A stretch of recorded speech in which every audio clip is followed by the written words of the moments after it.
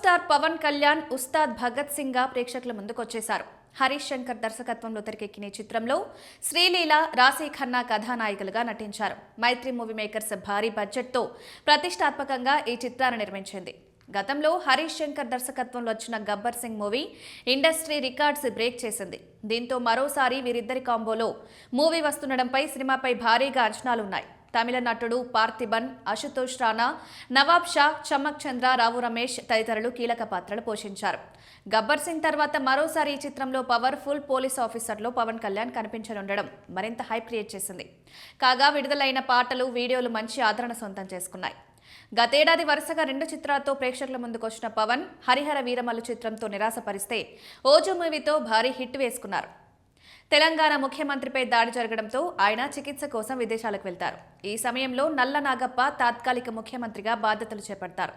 అతని కుమారుడు అటవీ ప్రాంతంలోకి వెళ్లి అక్కడ సస్పెండ్ అయిన పోలీసు ఆఫీసర్ ఉస్తాద్ భగత్ సింగ్ చేతికి చిక్తాడు.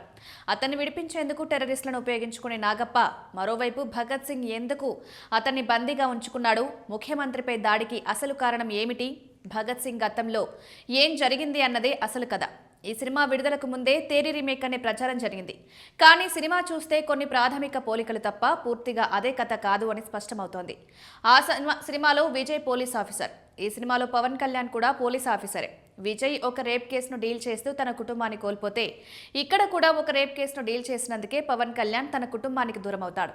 అంతకు మించి ఆ సినిమాకి ఈ సినిమాకి వేరే పోలికలేవు.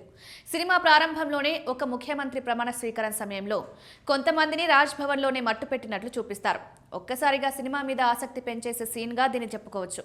తర్వాత పవన్ కళ్యాణ్ బాల్యం నుంచి చూపిస్తూ అతనికి ముఖ్యమంత్రికి మధ్య ఉన్న అనుబంధాన్ని ఎస్టాబ్లిష్ చేసే ప్రయత్నం చేశారు.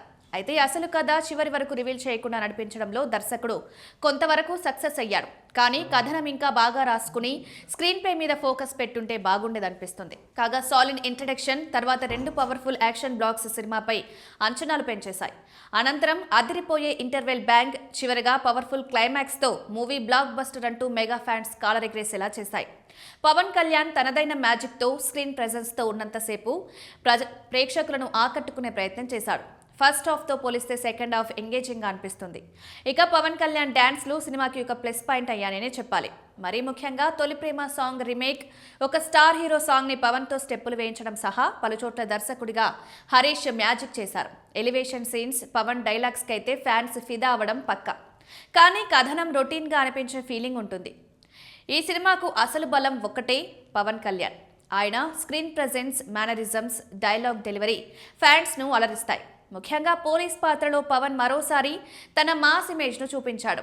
డాన్స్లు, యాక్షన్ సీన్స్, ఫ్యాన్స్ కోసం పెట్టిన ఎలివేషన్స్ బాగానే వర్కౌట్ అయ్యాయి. సెకండ్ హాఫ్లో మంచి స్క్రీన్ ప్రెజెన్స్ శ్రీలీలది.